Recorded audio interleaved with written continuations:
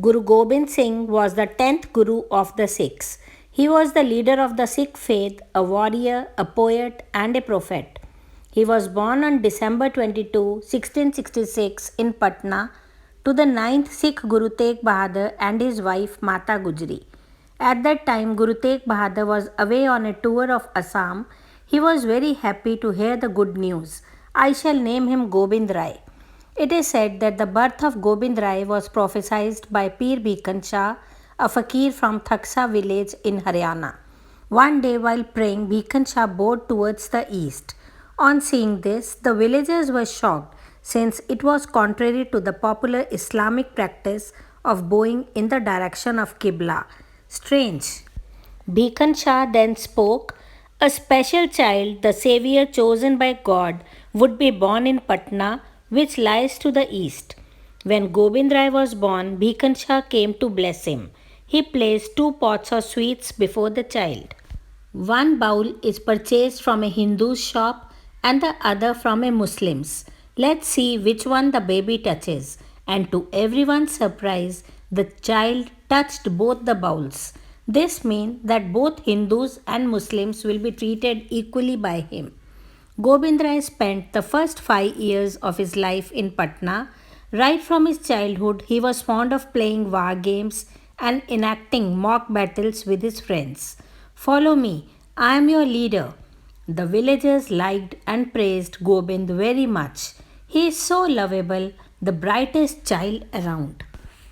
A learned Brahmin named Shivdat had a special fondness for Gobind. Didn't see you today, son.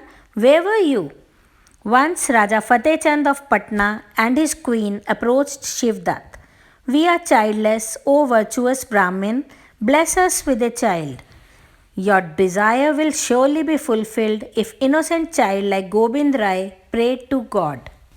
On the king's request, Shivdat asked Gobind to visit the Raja's palace. The next day, Gobind presented himself at the court.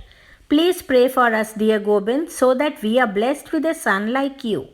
Gobind smiled and spoke humbly. There can be nobody like me, O queen. You can call me your son if you so wish. From that day, the queen started calling him Bala Pritam.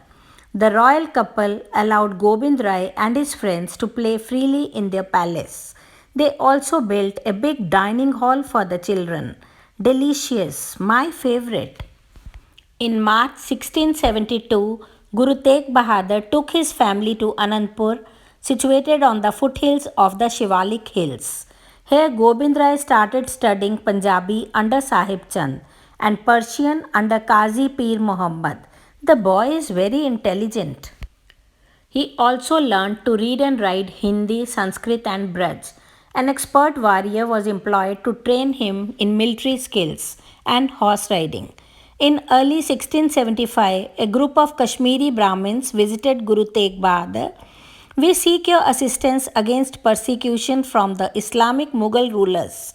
Guru Tegh Bahadur proceeded to the Mughal capital Delhi to discuss Emperor Aurangzeb's policy towards the non-Muslims. He was asked to convert to Islam but refused to do so. Consequently, he was beheaded on 11th November 1675 at Chandni Chowk in Delhi. No one will hereafter dare to object to our emperor's policies. A disciple called Bhai Jetha narrated the incident to the Guru's followers.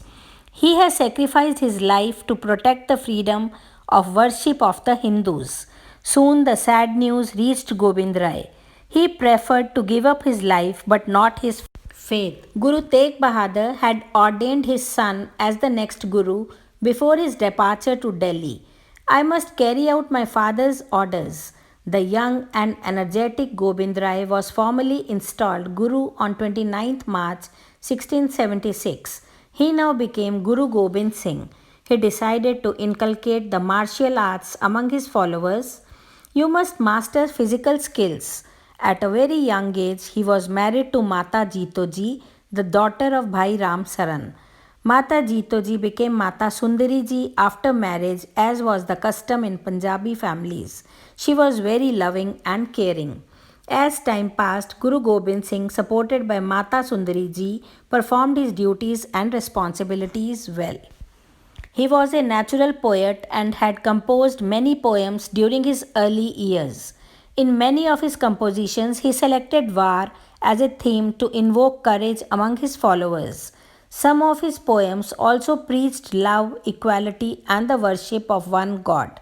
Be good to others. He selected 52 poets and assigned them the job to translate the heroic Sanskrit epics into contemporary languages. I want the people to read and understand these ancient tales of courage and wisdom. It will inspire them to fight for their cause. Day by day, Guru's influence and power increased. We all must follow Guru Gobind. He is taking us on the right path. Seeing his popularity, Raja Bhim Chand of Bilaspur was worried. Anandpur is located in my territory. A man from my own kingdom is becoming more powerful than me. Meanwhile, the Guru ordered some artisans to conduct a war drum. The beating of the war drum will enthuse my soldiers. When the Raja heard about this, he was angry. The use of war drum is limited to the chieftains. How can a common man use it? On his Prime Minister's advice, he visited the Guru's court in Anandpur. Welcome Raja Bhimchand. The Raja saw the valuable gifts presented to the Guru by his devotees. He felt jealous at his popularity. He has so many followers. Later, Bhimchand sent a message to the Guru. I saw an elephant in your court. Please lend me the same for some time. Guru Gobind Singh suspected that Bhimchand would steal the elephant. If I give it to him, he will never return it to me. So he turned down the demand. The Guru says that the elephant is a prasadi and the devotee who has presented it doesn't want it to be given away to anybody else. The Raja could not tolerate the refusal. How dare he refuse me?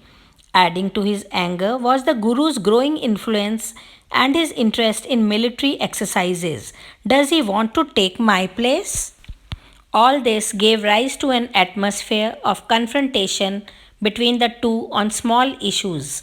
In 1685, Guru Gobind Singh shifted his residence to Paonta in Sirmoor state at the invitation of Raja Mat Prakash.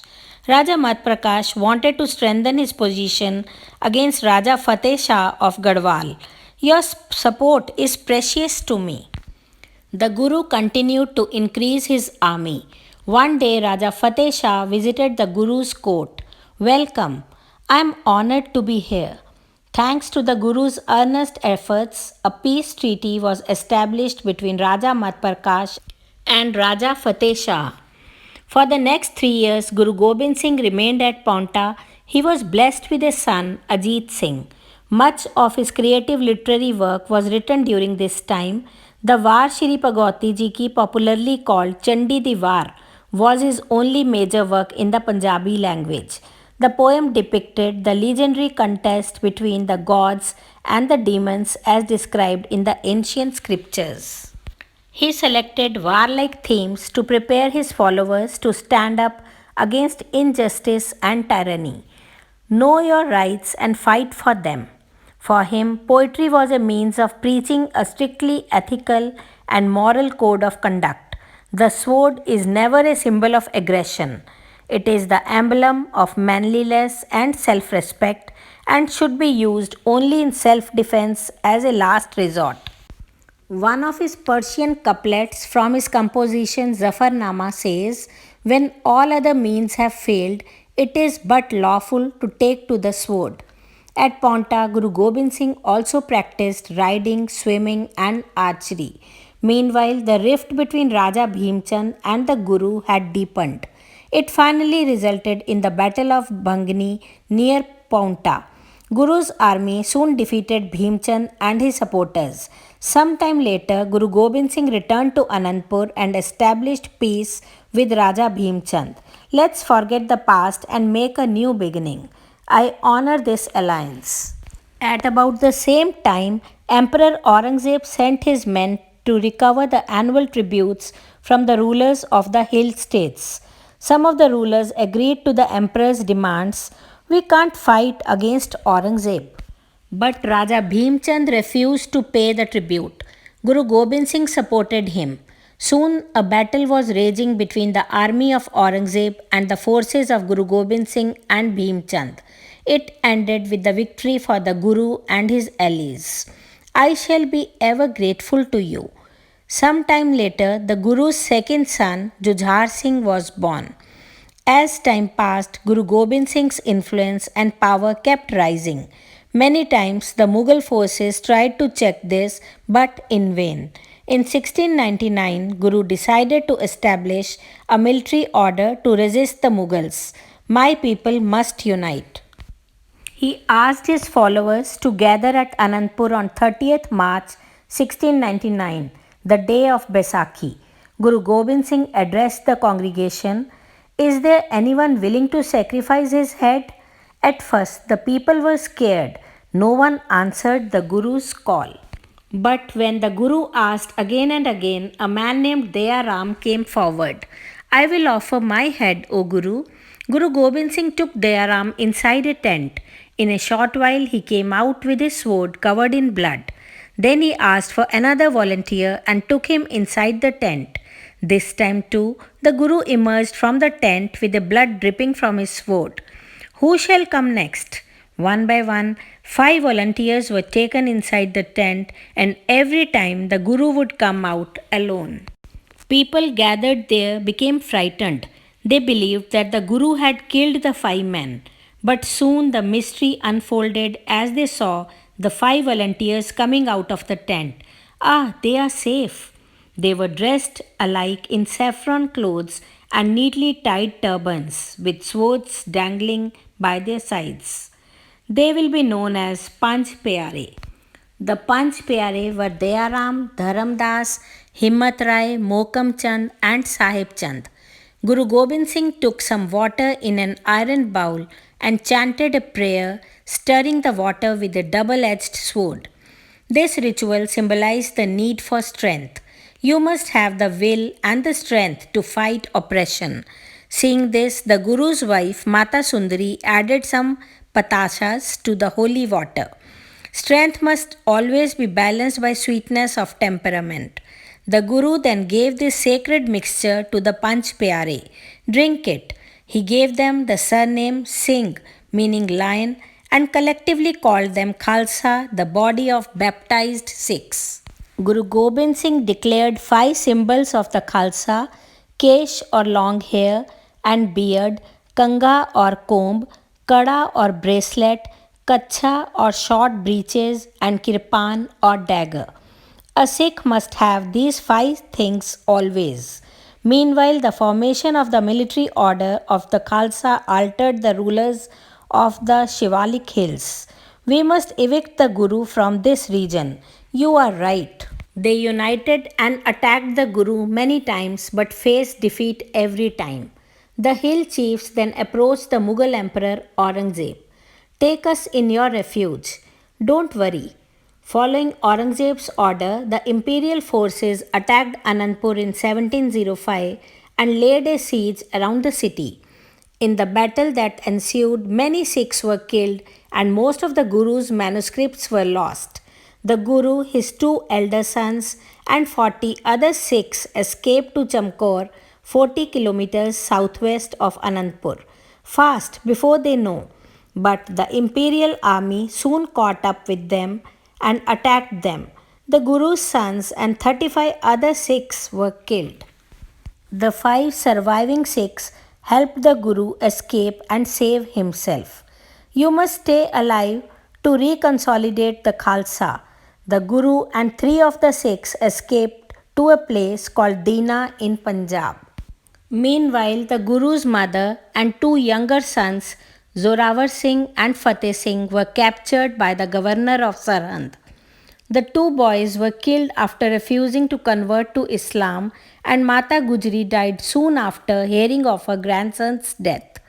Guru Gobind Singh now composed his famous letter Zafarnama in Persian verse and sent it to Emperor Aurangzeb. In the letter, the Guru reminded Aurangzeb of his misdeeds and condemned the treacherous acts of the Mughals.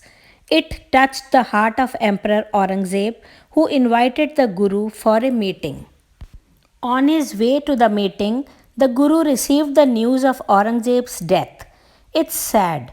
Later in 1707, he went to meet Bahadur Shah, Aurangzeb's successor, and was received with honor. You shall be called Hind Ka Pir. From there, he left for the south and reached Nanded. Here, the Guru met with an ascetic named Madho Das.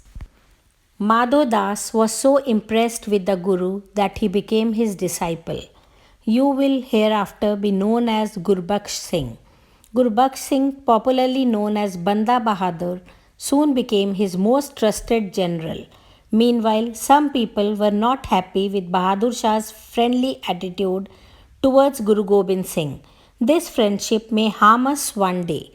One of them, Nawab Wazir Khan of Sarhand, sent two men, Jamshed Khan and Bashal Beg, to kill the Guru. No one should know of our mission, Bashal. These two men secretly found out that the Guru was at Nanded. Let's go to Nanded. Bashal Beg kept a vigil outside while Jamshed Khan entered his tent. It was evening and the Guru was resting in his chamber after his daily prayers.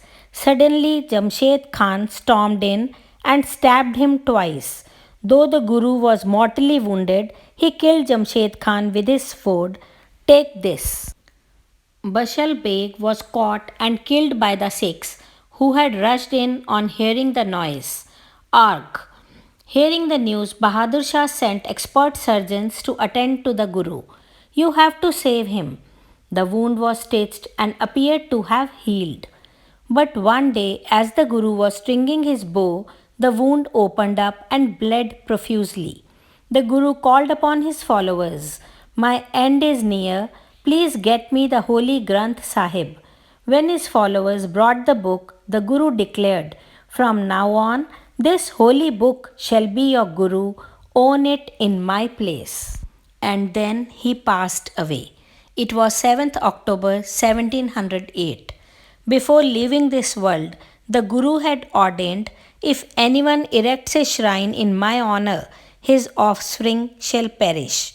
Guru Gobind Singh thus passed on the succession to the holy book, discontinuing the tradition of personal gurus in Sikhism. Waheguru ji का खालसा वाहिगुरु जी की फतेह।